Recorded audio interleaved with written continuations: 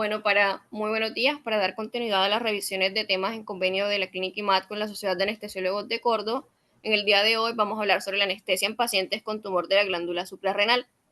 Mi persona, Valentina García Pupo, residente de segundo año de anestesiología de la Universidad del SINU, con asesoría de la doctora Natalia Cabrera, médica anestesióloga. Entonces, el día de hoy, esta va a ser la agenda que vamos a tratar: introducción, anatomía y fisiología, valoración preanestésica en estos casos.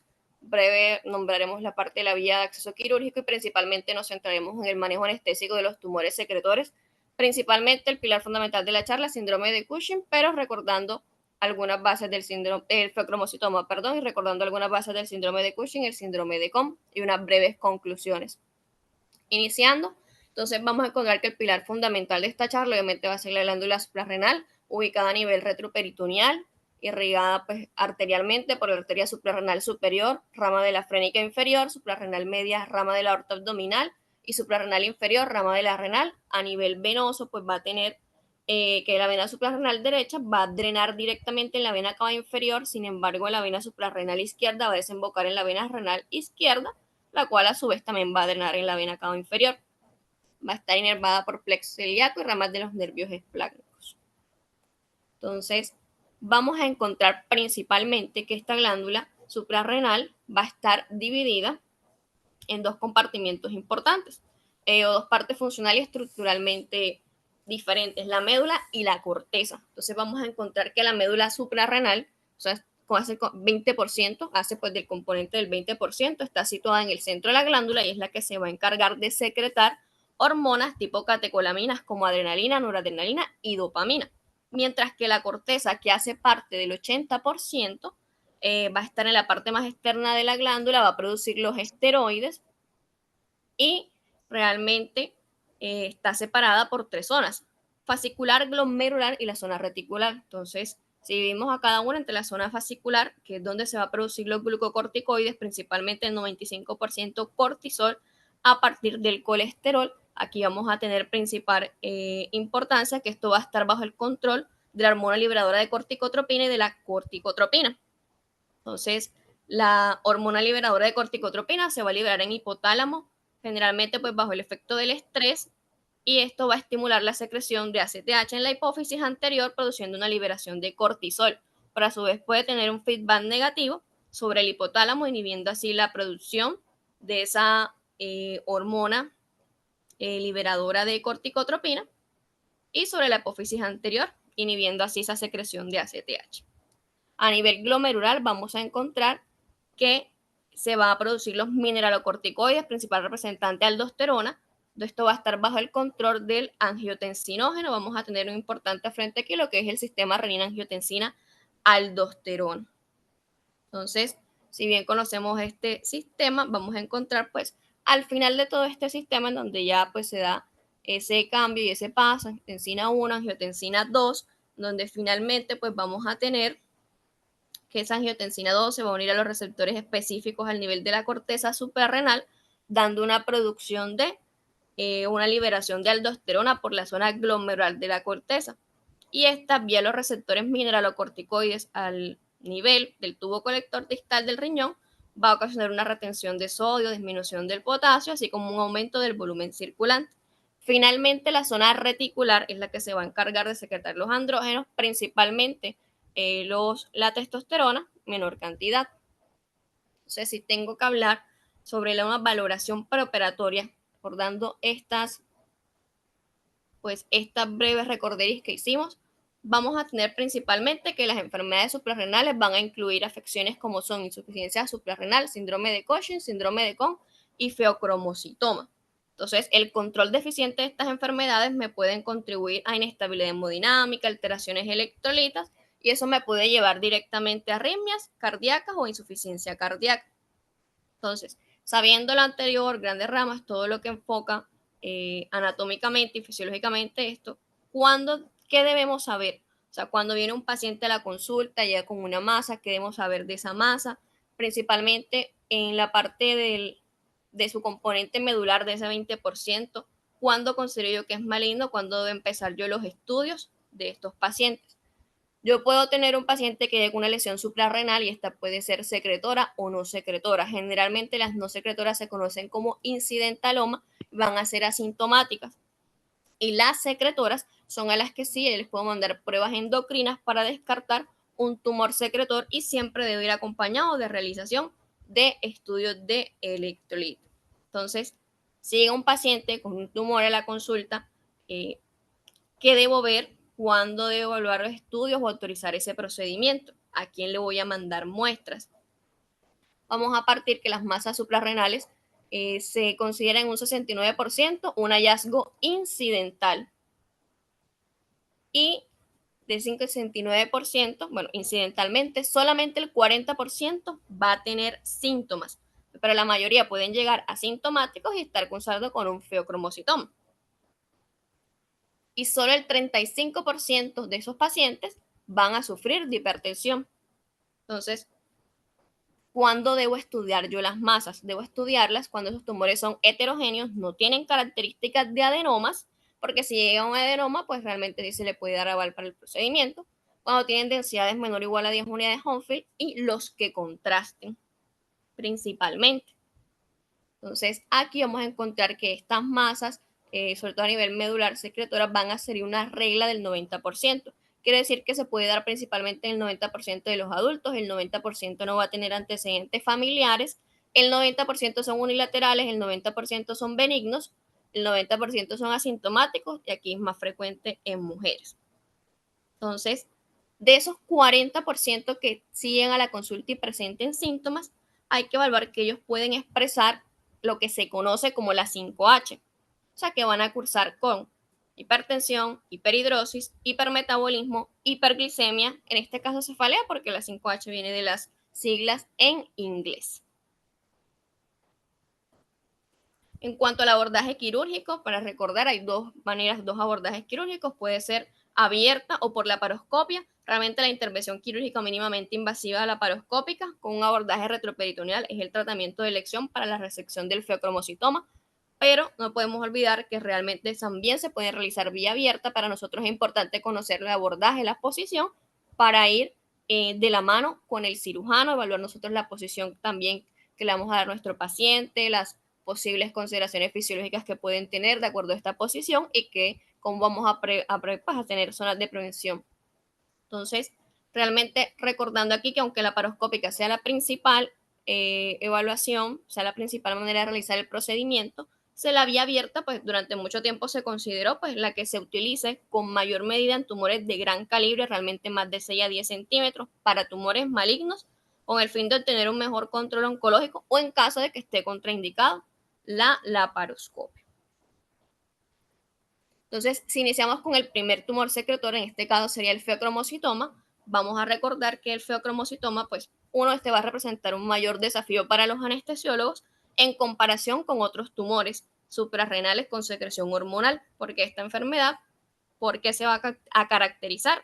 Por un exceso en la secreción de catecolaminas, eso me puede llevar a una tormenta simpática que se presente principalmente con hipertensión grave y arritmias. Entonces, es un tumor procedente de las células cromafines de la médula suprarrenal o de otros ganglios del sistema nervioso autónomo, secretor de principalmente adrenalina, noradrenalina o dopamina. Aquí vamos a encontrar que se puede seguir la regla de los 10 en cuanto a su presentación. El 10% de ellos van a ser bilaterales, 10% extrasuprarrenales, 10% familiares, 10% malignos y el 10% se presenta en niños. Igualmente, tiene un componente hereditario importante y son considerados la neoplasia con mayor carga genética. Entre los síndromes genéticos asociados tenemos neurofibromatosis tipo 1, neoplasia endocrina múltiple, enfermedad de Boni-Pelindo y los síndromes de feocromocitoma paraganglionar familiar. Sin embargo, la incidencia del feocromocitoma está subestimada porque más del 50% de estas neoplasias realmente son hallazgos que se dan en autopsias. Entonces, ¿por qué es importante hablar de esta enfermedad? Porque realmente, entonces, este va a ser un paciente que puede cursar con una tormenta simpática, con crisis de arritmia, Aquí vamos a encontrar que el 25 y el 50% de las muertes hospitalarias de estos pacientes no tratados o desconocidos ocurren durante la administración de la anestesia. Entonces, las catecolaminas van a aumentar el riesgo de complicaciones, teniendo en cuenta pues que la elección para ellos va a ser el tratamiento quirúrgico. Entonces, por eso igualmente se va a preferir la técnica laparoscópica, le va a dar menos dolor, menos estrés postquirúrgico y pues va a tener ya un influjo por la estimulación de la anestesia, intubación. Por eso es importante conocer también que el tumor puede tener unos lugares ectópicos. Estas son las otras manifestaciones asociadas con secreción ectópica de hormonas, como se describe en la tabla. Dependiendo de esa secreción, yo puedo tener algunas manifestaciones clínicas, por ejemplo, secreción de ACTH, puedo tener una manifestación de una hipercortisolemia y síndrome de Cushing, respectivamente, como vemos aquí en la imagen. ¿Cómo se hace el diagnóstico? Generalmente el diagnóstico bioquímico se va a realizar mediante el análisis de las metanefrinas fraccionadas en plasma. Eso tiene una sensibilidad de aproximadamente el 97 a 100% y una especificidad entre el 85 y 93%. Y en orina en 24 horas, con una sensibilidad del 97% y una especificidad del 91%. Entonces ya se estima pues que entre solamente el 1 al 14% de las masas suprarrenales descubiertas incidentalmente en tomografías o en resonancia son feocromocitomas. Realmente estas metanefrinas van a tener un valor en plasma predictivo muy alto. Si están negativas, realmente el paciente no va a tener un cromocitoma. Su gol estándar sigue siendo pues realmente esa medición en orina. Entonces yo debo considerar en este paciente medirle metanefrinas, ya sea pedir en orina, en sangre y ácido metilmandélico. Cuando son bajas ya en este test, yo puedo considerar la realización de un test de clonidina, que realmente consiste en administrar 0.3 miligramos de clonidina, ver si hay una supresión de la normetanefrina plasmática menor del 40% a las 3 horas posterior a administrarla y ahí se considera positivo. Realmente nosotros, acá en Colombia realmente se sigue mandando las metanefrinas en plasma, en orina, y considerar el ácido metilmandélico, pero igual son estudios realmente costosos que pueden demorar cierto tiempo. Entonces, el feocromocitoma, vamos a encontrar que la cantidad de hormonas que secreten va a depender del tamaño del tumor. Su sintomatología puede aparecer hacia los 40 años en casos esporádicos y en el inicio de la adulta en los casos genéticos, pero recordando que el 25% se halla incidentalmente. Aunque es muy variable, la presentación más frecuente se presenta en episodios hipertensivos, cefalea, sudoración, palpitaciones, pueden tener náuseas, trastornos psíquicos como ansiedad, trastornos de pánico y realmente en muy raras ocasiones, pero puede pasar, se puede descubrir durante el estudio de una descompensación cardíaca debutante. Entonces, aquí se considera pues como diagnóstico concentración plasmática de metanefrina libre y el estudio de imagen únicamente si la sintomatología es franca y las concentraciones de metanefrina son claramente superiores a las normales. ¿Cómo voy a hacer yo mi preparación preoperatoria? Entonces yo debo evaluar a mi paciente al menos 7 a 14 días antes del procedimiento. Entonces, aquí yo voy a encontrar que el sistema cardiovascular es el que tiene mayor probabilidad de afectación en los resultados de la anestesia. O sea, las catecolaminas, ese exceso puede provocar depresión de volumen, hipotensión postural. Entonces, mi paciente debe tener una adecuada valoración, debe tener electrocardiograma perioperatorio. Entonces, evaluar si hay cambios isquémicos, alteraciones del ritmo, cambios en ondas ST, o algo que nos sugiera cambios de isquemia. Todo debe resolverse antes de la preparación médica preoperatoria. Y si es necesario, la cirugía debe retrasarse pues hasta que se haya resuelto la causa de la isquemia activa y las arritmias que en ese momento no estén controladas para hacer esa cirugía electiva. Un ecocardiograma preoperatorio para evaluar la función ventricular, el tamaño pues, de la cámara y el movimiento de la pared. Entonces, la terapia médica preoperatoria va a estar destinada a minimizar el impacto fisiológico de esa liberación de catecolaminas. Entonces, dentro de la terapia preoperatoria que yo debo realizar, voy a tener que, primero sí debo tener una adecuada evaluación cardíaca. Entonces, antes de la cirugía, yo debo encontrar que aquí mi principal terapia, la más comúnmente utilizada, es el bloqueo alfa y beta adrenérgico combinado, es la más comúnmente implementada. Entonces se sugiere el uso de alfa bloqueadores como primera lección para la premedicación, ya con una duración de 10 a 14 días. Generalmente se requiere el uso de beta bloqueadores como terapia complementaria. Aquí yo voy a utilizar inhibidores irreversibles de los receptores 1 y 2 como fenoxibenzamina, son preferibles a los inhibidores competitivos como la doxazocina. La preparación comienza 10 a 14 días antes de la intervención quirúrgica. Las dosis orales para la venoxibenzamina va a ser pues 10 miligramos 2 veces al día. Esto se va aumentando la administración, incrementándose 10 a 20 miligramos al día hasta alcanzar una dosis diaria de 1 miligramo por kilo. Y su objetivo va a ser reducir la vasoconstricción, crisis hipertensivas, intraoperatorias y lograr parámetros hemodinámicos normales. No es un medicamento pues tan fácil de conseguir, a veces hay que importar. La medicamentos antagonistas selectivos del receptor alfa-1 vamos a tener prazosina, doxazocina o terazocina. Entonces estos medicamentos se van a prescribir, ejemplo la doxazocina con dosis progresivas de 1 miligramo hasta llegar a una dosis máxima de 16 miligramos días. Estos van a disminuir el riesgo de presentar hipotensión postoperatoria, pero tienen el potencial de hipotensión postural grave inmediatamente después de la primera dosis. Requieren una monitorización por el riesgo de hipotensión ortostática.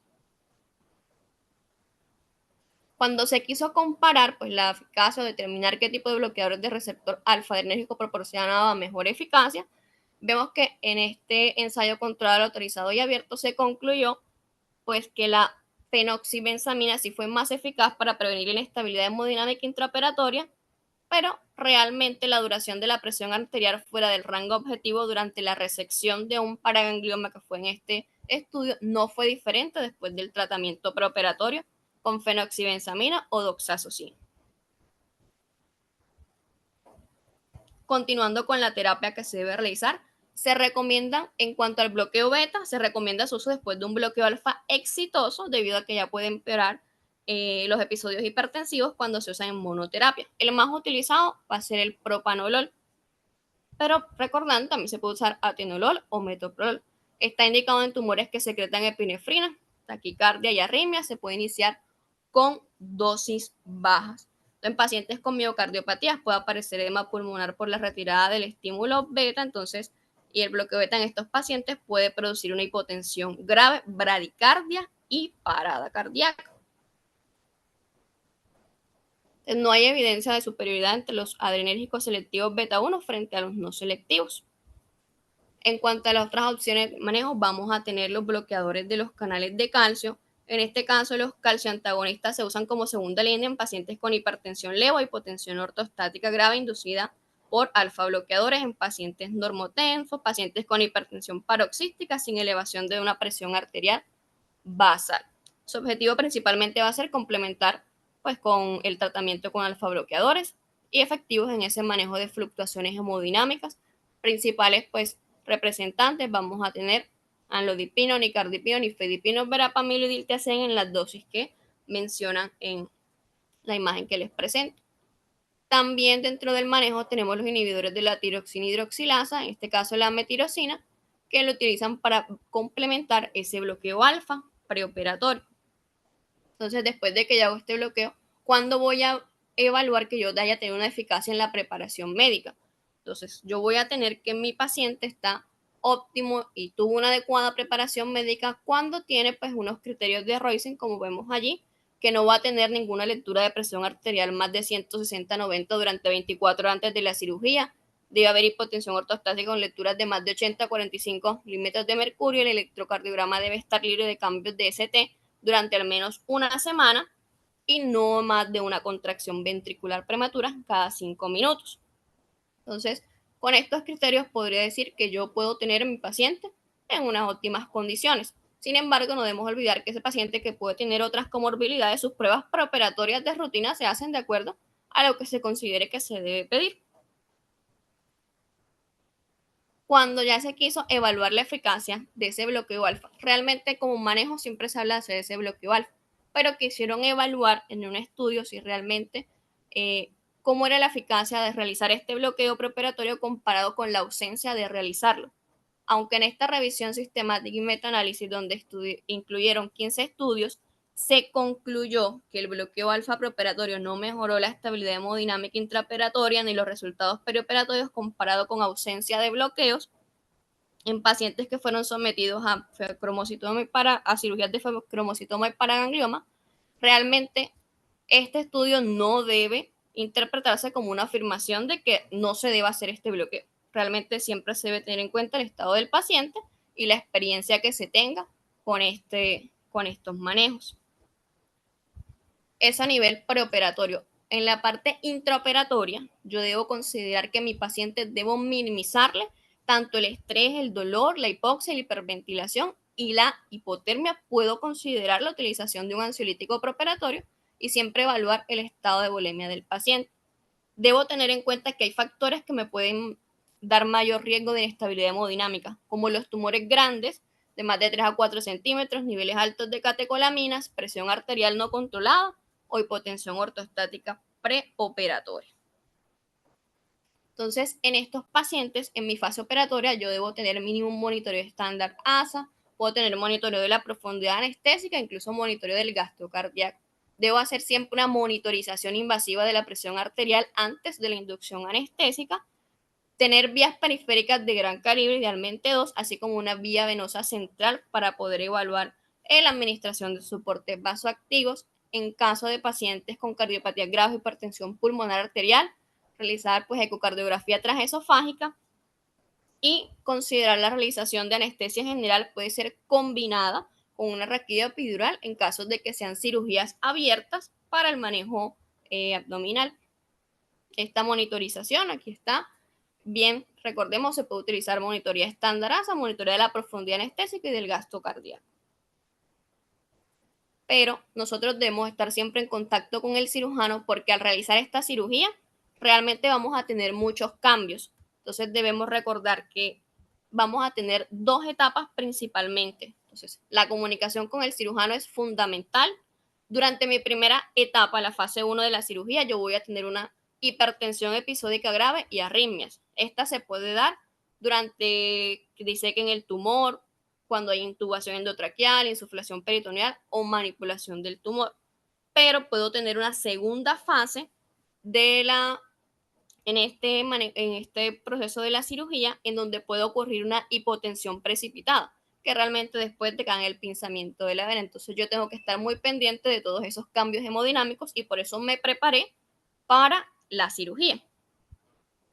En cuanto al manejo de la anestesia, técnica anestesia recomendada, anestesia general, la elección de los agentes, realmente podemos utilizar el sevoflurane, se ha utilizado mucho, se ha utilizado anestesia balanceada, pero también se ha utilizado activa de forma segura. Los relajantes neuromusculares más utilizados son cisatracurio, rocuronio y en caso de no contar becuronio. Se debe tener precaución con la succinilcolina, ya que la estimulación autonómica y las fasciculaciones que se da con ella pueden causar un estímulo mecánico de ese tumor y hacer una estimulación, producir una liberación de catecolaminas. Entonces, en mi anestesia general, yo puedo realizar una inducción dependiendo con lo que cuente, midato, propofol, midazolam. Se debe evitar pues la ketamina, así como por la actividad simpático-mimética que me pueda brindar. Podemos utilizar pues opioides para anestesia profunda, también se puede utilizar halogenados para ese mantenimiento de la anestesia. Aquí es importante el llenado intravascular con cristaloides, entonces vamos a ver que algunos prefieren después de la inducción ya tener una técnica más restrictiva luego de la resección quirúrgica. ¿Cómo se pueden corregir los episodios hipertensivos relacionados con esas descargas catecolaminérgicas? Pues se van a corregir mediante perfusión de antagonistas de calcio. Realmente debemos tener esos medicamentos a la mano, principalmente casi siempre se va a contar con nitroprusiato o nitroglicerina. La taquicardia supraventricular, debemos contar con esmolol para su manejo y cuando se hace la resección del tumor vamos a tener que esos pacientes van a tener un episodio hipotensivo o volémico, entonces consideran la aplicación de efedrina, noradrenalina y vasopresina. En cuanto a cuál es la mejor técnica anestésica cuando se realizó el estudio entre tibo e inhalada, no hubo realmente, la conclusión es que el tipo de anestesia se asoció de forma independiente con inestabilidad hemodinámica, no hay evidencia para preferir una sobre la otra. ¿Qué medicamentos se deben evitar? Bloqueadores de la dopamina como metoclopramida, droperidol, aloperidol, medicamentos que liberen histamina como la morfina, medicamentos simpático-miméticos como la ketamina, efedrina. Cuando el paciente se encuentra en hipertensión, por eso le decía, casi siempre vamos a tener a la mano un nitroprusiato en las moléculas clínicas, se puede iniciar una infusión intravenosa de 0.5 a 5 microgramos kilo minuto, un vasodilatador de acción corta útil para crisis hipertensivas intraoperatorias. Otras opciones de manejo que podemos tener, nicardipino, lividipino o contamos, o considerar aplicación de bolos de labetalol de 5 a 20 miligramos IV. Cuando el paciente está en su segunda fase y está en un episodio hipotensivo, podemos administrar de manera intensiva líquidos y considerar la administración de vasopresores de acción rápida y obviamente suspendiendo las infusiones vasodilatadoras. Vamos a encontrar fenilefrina, norepinefrina y vasopresina a dosis de, como no contamos con fenilefrina, la norepinefrina a dosis de infusión a 0.05 microgramos kilo minuto y vasopresina iniciarlas con 0.01 a 0.03 unidades minuto. Es fundamental evaluar, pues en estos pacientes, el riesgo de arritmias que tiene, cómo va a ser ese tratamiento. Entonces, la taquicardia supraventricular va a ser la más frecuente, pero el paciente puede cursar con cualquier arritmia. Entonces, el tratamiento depende de la arritmia con la que cursa el paciente, de acuerdo a lo ya conocido por cada uno. En cuanto a si el paciente empieza a cursar con un choque cardiogénico secundario a alguna cardiopatía de estrés, considerar pues el uso de inotrópicos, considerar medicamentos de elección, milrinol principalmente, pero también se puede considerar dobutamina o levosimendan a las dosis previamente escritas aquí. Cuanto a las alteraciones de la glicemia, pues vamos a encontrar que la mayoría de estos pacientes, pues la diabetes se va a presentar en aproximadamente el 36% de estos pacientes. Las catecolaminas van a inducir una resistencia a la insulina. Yo debo tener un adecuado monitoreo de la glicemia al inicio del procedimiento, luego de alguna crisis y después de vascularizar ese tumor. Entonces debe ser fundamental estar ahí a la mano haciendo ese control glicémico. En la fase postoperatoria yo debo tener una adecuada monitorización de la hemodinamia, electrolitos y glucosa, realmente en la unidad de cuidados intensivos. Entonces la presión arterial de estos pacientes generalmente se puede normalizar en las horas siguientes a la intervención quirúrgica. En alrededor del 40% de los pacientes sí puede existir una hipertensión y en las primeras 24 horas hay que hacer un cuidado estricto de la glicemia, porque tras la adrenalectomía puede haber un fenómeno de rebote con una supresión importante, con una secreción importante de la insulina. La mayoría de estos pacientes en su parte postoperatoria deben ser evaluados, observados en una unidad de cuidados postanestéticos, postoperatorios y hacer una vigilancia en una unidad de cuidados intensivos especiales que se va a evaluar si cursan con inestabilidad hemodinámica, episodios hipoglicémicos, si están cursando con insuficiencia suprarrenal o insuficiencia renal. También es fundamental en ese cuidado postoperatorio el manejo del dolor. El paciente debe tener un manejo analgésico multimodal.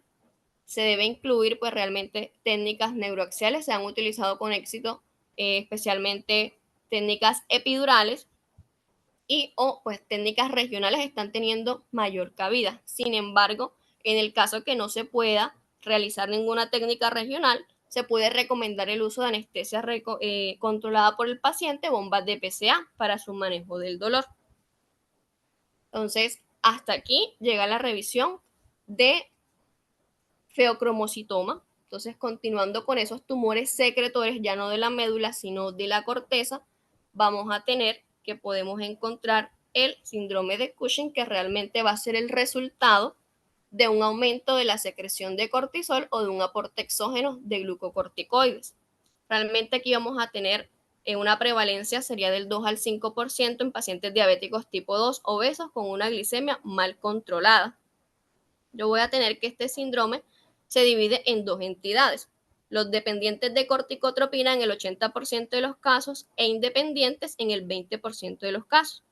Entonces, más del 75% de los síndromes dependientes de corticotropina son secundarios a un adenoma hipoficiario. Entonces, ahí correspondería a una enfermedad de Cushing. Pero el 20% restante va a tener una secreción ectópica de corticotropina. Y el síndrome de Cushing independiente de corticotropina se debe con más frecuencia a un tumor suprarrenal secretante de cortisol. En el 60% de los casos este puede ser un adenoma y en el 40% un carcinoma. ¿Cómo se va a diagnosticar el hipercortisolismo de estos pacientes?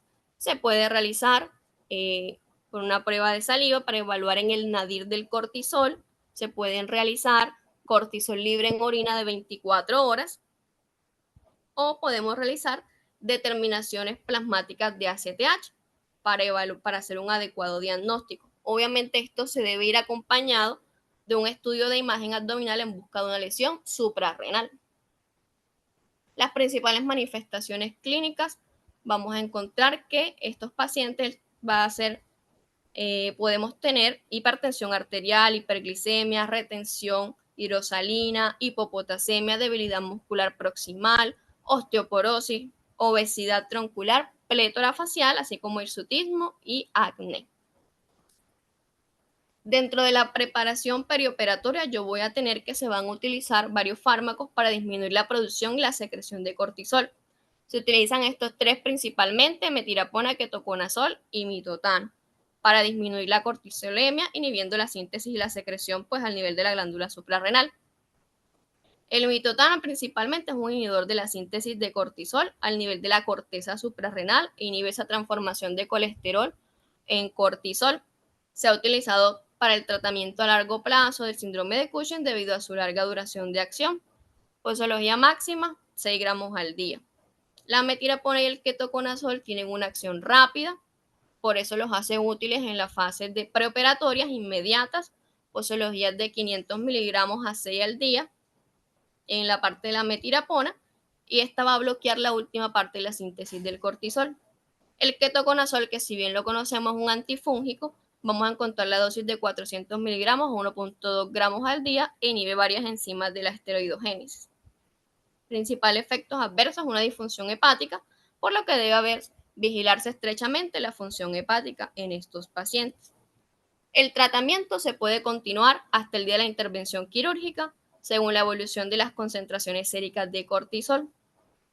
Entonces, la hipertensión y la retención hídrica con frecuencia, pues, la introducción de un tratamiento antihipertensivo se debe realizar. Entonces, este antihipertensivo se debe mantener hasta el día de la cirugía, exceptuando los IECA y ARA2 que se suspenden el día de la cirugía. Como estos pacientes están cursando con una obesidad considerable, hay que hacer una rigurosa evaluación de la vía aérea superior y del sistema cardiovascular. Son pacientes en los que son alto riesgo de ventilación e intubación difícil. Probablemente estén cursando con apnea obstructiva del sueño, por lo que se debe considerar realizar una polisomnografía. Hay que tener un adecuado control glicémico en estos pacientes en el plano metabólico, manteniendo glicemias entre 100 a 180 miligramos por decilitro. Se debe descartar trastornos hidroelectrolíticos antes de la intervención quirúrgica y así considerar, en el caso cursan mucho con hipopotasemia, considerar pues el inicio de espironolactona, y se debe tener una adecuada prevención de la tromboembolia venosa perioperatoria. En su fase quirúrgica nosotros debemos tener muy importante, o sea, no hay una técnica anestésica especial, pero no obstante sí debemos tener en cuenta la vía de acceso quirúrgica, la posición del paciente, ese sí es muy importante para nosotros, el riesgo de fracturas patológicas asociadas con los trastornos osteoporóticos que tienen estos pacientes, la obesidad, porque todo esto nos puede hacer dificultoso el manejo para nosotros. Este paciente debe tener un monitoreo ASA estándar, medición invasiva de la presión arterial, venas de gran calibre y considerar pues accesos venosos centrales para el uso de soporte de aminas. La inducción se puede realizar con propofol, etomidato, no se prefiere pues el uso de ketamina por el riesgo pues de la parte hipertensiva que nos da. En caso de obesidad mórbida, estos pacientes también pueden cursar con reflujo gastroesofágico, considerar que pueden ser una posible vía aérea difícil y considerar secuencia de intubación rápida. Uso de betabloqueantes de acción corta. Debemos tener, así como en el feocromocitomo, un adecuado control glicémico y asimismo pues con estos pacientes pueden cursar pues con una supresión del eje hipotálamo hipófisis suprarrenal provocado por los diversos tratamientos en la fase preoperatoria. Entonces, como el riesgo de insuficiencia suprarrenal es mayor en el momento de esa resección, considerar la administración de 100 miligramos de hidrocortisona permite reducir este riesgo. En la fase postoperatoria, igualmente prevención de las complicaciones respiratorias que puedan tener, adecuada analgesia, movilización precoz de este paciente, tener adecuada profilaxis antitrombótica y un control glicémico adecuado. Y el tratamiento corticoide de acuerdo sea indicado. Este sería el resumen pues, de la actividad del síndrome de Cushing, que realmente es lo que veníamos hablando con anterioridad, la explicación, pero realmente en esta tablita se las regalo para que esté resumido que se debería tener en cuenta y que se debe considerar en manejo preoperatorio, perioperatorio y postoperatorio. Y finalizando, dentro de ya estos tumores secretores, vamos con el síndrome de Cohn, que realmente este síndrome de Cohn es también se denomina un hiperaldosteronismo primario, porque es el resultado de un aumento en la secreción de aldosterona, que va a ser el principal mineralocorticoide, por un adenoma suprarrenal unilateral, pues en la mayoría de los casos, en el 30% de los casos, y en el 35% por una hiperplasia suprarrenal bilateral, y el 5% son hiperplasias suprarrenales unilaterales. El diagnóstico se sospecha principalmente en personas con hipertensión refractaria e hipopotasemia, y se va a confirmar con determinaciones de concentraciones séricas de renina y de aldosterona. Entonces, es una causa, el síndrome de Cohn es una de las causas más frecuentes de hipertensión de origen endocrino. Presenta pues como un hiperaldosteronismo primario, presenta un exceso de aldosterona debido a enfermedad suprarrenal. En el 60% vemos ese adenoma unilateral, mientras que hay una hiperplasia bilateral en el 30% de los casos. Estos pacientes pueden cursar con hipertensión sistémica, alcalosis metabólica, hipopotasemia, aumento de excreción urinaria de potasio, hipernatremia, calambres y debilidad muscular. El diagnóstico se sospecha antihipertensión diastólica, reninas plasmáticas bajas y aldosteronas altas. Se confirma con pruebas bioquímicas de renina, aldosterona, potasio, sodio y técnicas de imagen que pueden incluir ecografía, angioTAC y resonancia magnética. Entonces, la aldosterona sí aumenta el efecto de las catecolaminas debido al bloqueo de la recaptación de noradrenalina, predisponiendo a fibrosis miocárdica, arritmias e isquemia. Y la hipopotasemia aquí en este caso sí es un hallazgo frecuente, mientras que la hipernatremia también es común. En estos pacientes, en la fase preoperatoria, debo tener muy en cuenta que yo debo tener una adecuada corrección de la hipopotasemia, ya sea con espironolactona o suplementos de potasio. Debo continuar los fármacos antihipertensivos y a la hora de realizar el procedimiento, una sedación adecuada. Todos estos pacientes pueden tener complicaciones cardiovasculares en el 13 a 35%, por eso es fundamental una evaluación cardiológica que incluya electrocardiograma y ecocardiografía. Generalmente cursan con esas hipertensiones refractarias que son requirientes de 2 a 3 antihipertensivos. Entonces, para la parte de la hipopotasemia, el tratamiento Ya, de ya elección inhibidor de aldosterona. 60 y pico años. Este inhibidor de la aldosterona se introduce 4 a 8 semanas antes de la cirugía y se debe mantener el día de la cirugía. En la fase perioperatoria, la problemática anestésica va a ser que ese paciente tenga una presión arterial estable durante toda la intervención. Por eso es importante la medición invasiva de la presión arterial. Corrección de la potasemia es el segundo desafío. Entonces, por estos podemos tener en cuenta que hay un riesgo de parálisis neuromuscular prolongada. Debemos evitar la hiperventilación y monitorizar bien el estado de curarización de ese paciente y controlar con frecuencia la glicemia de estos pacientes, teniendo en cuenta que el perfil de las presiones de ellos mejora en el 100% de los pacientes en esa fase postoperatoria y que esos suplementos de los inhibidores de receptor de aldosterona y los suplementos de potasio se interrumpen una vez se normalicen esas concentraciones séricas. Deben realizarse controles repetidos una vez por semana, dieta rica en sal, continuar sus antihipertensivos y cuando ya hay una adrenalectomía bilateral se instaurará suplementos mineralocorticoides. Igualmente les regalo aquí el resumen pues, de la actividad terapéutica en el síndrome de Cohn, manejo preoperatorio, perioperatorio y postoperatorio, para que se lo lleven a casa.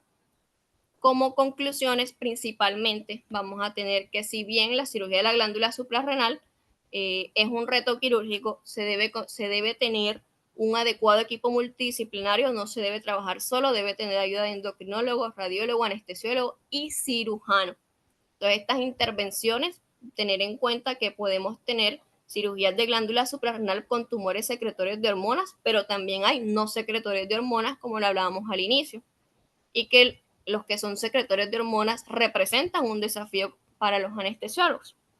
Se requiere es fundamental pues una buena evaluación preoperatoria, tener un control hemodinámico perioperatorio, corrección de todas las anomalías que presente ese paciente, electrolíticas, metabólicas, tener clara la anestesia que se va a dar y un conocimiento de las enfermedades que se están tratando para un adecuado manejo de ese paciente y realmente tener un buen trabajo en equipo. Muchísimas gracias, realmente quisimos, o sea, un tema ampliamente, quisimos sintetizarlo con lo fundamental y lo básico que puede hacer consideración de cada uno de ustedes.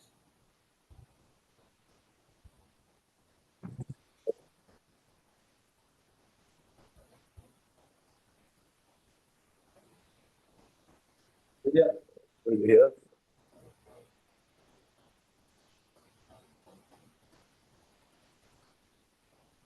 ¿Alguien tiene algún aporte, un comentario que quiera realizar?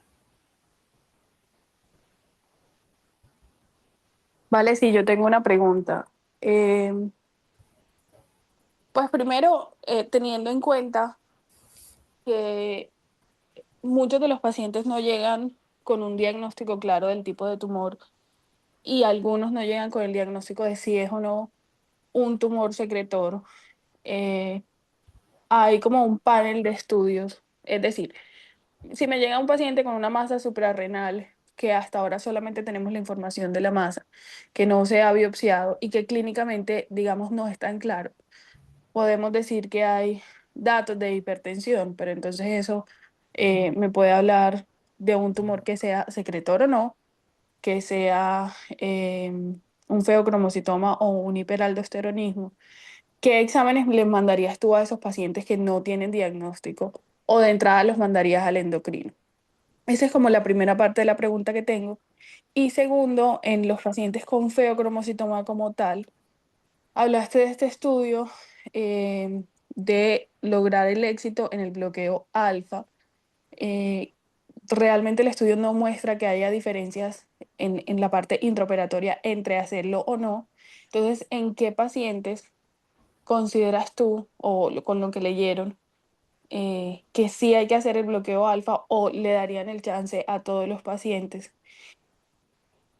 Y en aquellos pacientes los que hagan el bloqueo, en las metas para realizar el bloqueo, hablaste de hacer un ecocardiograma, de que un ecocardiograma, perdón, un electrocardiograma en la última semana no tuviera alteraciones del ST, ni arritmias, ni no me acuerdo del otro criterio. Entonces, ese electro semanal se haría de manera ambulatoria con una revisión preoperatoria de anestesia, o consideras que estos pacientes hay que hospitalizarlos realmente para ver si se logran esos criterios o no de bloqueo alfa. Bueno, en la última, en la parte del electro, lo que decía era que realmente, o sea, yo lo que voy a buscar es si el paciente tiene una arritmia activa o si estaba cursando pues con alguna isquemia o tenía a un evento cardiológico activo en el momento para tratar de corregirlo lo más que se pueda antes perioperatorio. No hablaban de hospitalizarla, pero sí hacerle todas las correcciones considerando si se va a realizar una cirugía electiva, puede tener el tiempo para hacer la corrección. En cuanto al estudio que mostramos, pues ese estudio al final pues sí se coloca y por eso colocaba ahí la imagen de que si bien no era, o sea, no quería, el estudio no quería decir que no se debe realizar un bloqueo alfa, sino que esos fueron los resultados que se obtuvieron, pero la decisión de realizarlo realmente es individualizada y depende de cada persona, del centro donde está y de los protocolos que se manejen a nivel institucional. Eh, y la mayoría les ha funcionado, en todos los estudios siguientes que vimos, les ha funcionado realizar el bloqueo alfa. Entonces, se podría seguir realizando, no por un estudio que dice que no. Y en cuanto a la evaluación de las masas, pues realmente lo que nos dice es que cuando lleguen esos pacientes con una masa, yo debo, para mandarlos pues a estudiar, que deben cumplir las características de sean tumores heterogéneos, que no sean adenomas, porque si dice adenoma ya de una vez pues se le podría considerar el aval, que tengan pues ya van a tener estudios, si no se les mandaría tomográficos, resonancias o ecografías al lengua abdominal, en donde principalmente tomográfico sería ideal, donde nos digan si tienen pues densidades menor o igual a 10 unidades Holfin y que estos tumores, los que contrasten son los que yo mandaría a estudiar. Si yo considero pues que un tumor secretor, principalmente le puedo mandar las pruebas endocrinas y ahí sí ya puedo considerar pruebas pues, de saliva, pruebas de supresión con dexametasona o concentraciones de metanefrina, acompañado de electrolitos para evaluar pues esa disfunción, pues esa alteración electrolítica con la que cursan varios de estos pacientes. Bueno, yo quería ahí darle las gracias a todos por la asistencia. Digamos que era un tema realmente bien complejo, sobre todo porque uno tiene que tener muy claro la fisiología normal de estos pacientes para poder, pues, sospechar los diferentes síndromes que hablamos hoy. Este tema nos pareció muy importante porque con frecuencia, sobre todo en nuestra clínica animal, nos llega varios pacientes con estos tumores en la glándula suprarrenal que el cirujano decide operar y que uno no sabe cómo estar 100% seguro que pues no van a tener ningún problema al ser llevados a cirugía, ¿sí? Además que todas estas, sobre todo en el caso del feocromocitoma, estos estudios prequirúrgicos son muy costosos y no solo son costosos, sino van a ser demorados para el paciente y van a retrasar su cirugía, que en muchos casos pues son cirugías que los pacientes llevan esperando muchísimo tiempo. Entonces, importante, quiero sobresaltar eso. Si les llega un paciente a la consulta preanestésica con una masa suprarrenal, recordémonos que los síntomas son solo en el 40% de los pacientes. Entonces, no porque el paciente sea asintomático, no vamos a estudiarlo, y no porque el paciente no tenga hipertensión, tampoco porque solo el 35% de los pacientes, en el caso de feocromocitomas, van a acompañarse de una hipertensión arterial.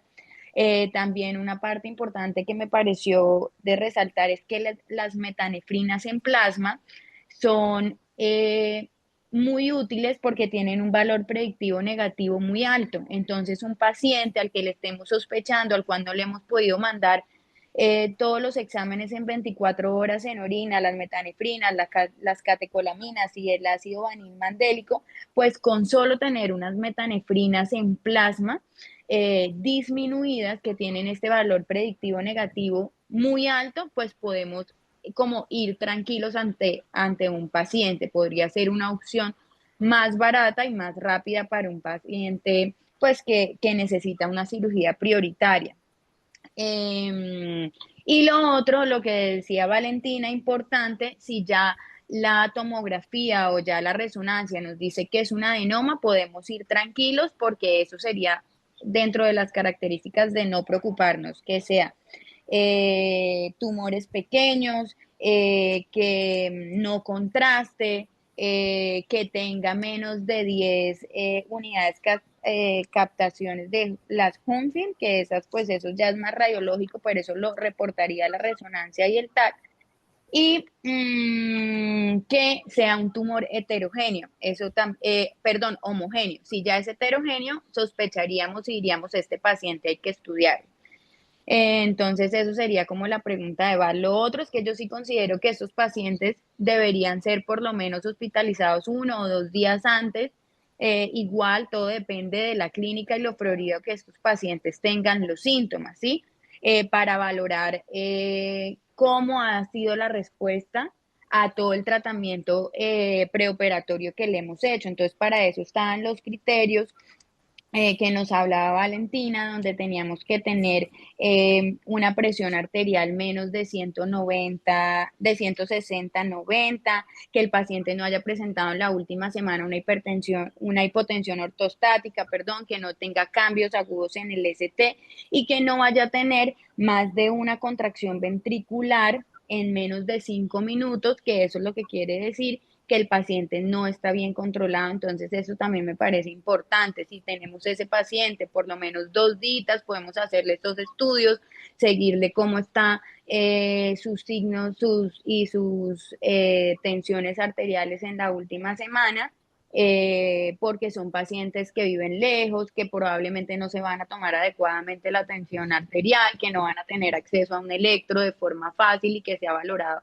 fácil. Entonces también podría ser adecuado pues esa hospitalización, ya que vemos lo grave de las complicaciones intraoperatorias y que está descrito que un 25 o un 50% de estos pacientes mueren solo con la inducción anestésica. Entonces es realmente importante pues todo lo que hemos encontrado y el desafío tan grande que es para nosotros como anestesiólogos intraoperatoriamente este paciente, que tanto en los feocoromocitomas como en los tumores de eh, la, como en los tumores de la corteza, pues que prácticamente llevan todo lo que podemos saber de medicina en esos tres síndromes. Entonces ese era como el mensaje que queríamos dejar con este tema. Nata, una pregunta. Dijiste que el 25 a 50% de los pacientes se mueren en la inducción anestésica, o quisiste decir que de los que se mueren, el 50% lo hacen durante la inducción. Exacto, de los que se mueren, el 25 al 50% lo hacen en la inducción anestésica, de los que se mueren. Y las complicaciones, como lo decía Valentina, gran parte nos interfieren, nos hablan de que la estimulación en la laringoscopia es muy importante para todo el tema de la liberación hormonal y la hipertensión y las arritmias en ese momento. Nos hablaban de la intubación, nos hablaban de solo el hecho del cirujano empezar a hacer la estimulación quirúrgica y como la disección, solo la pequeña manipulación también nos va a generar una crisis. Entonces, digamos que es bien florida toda la parte como de síntomas en esos espacios en que nosotros tenemos que estar ahí como súper pendientes. Ok, me dejaste preocupado.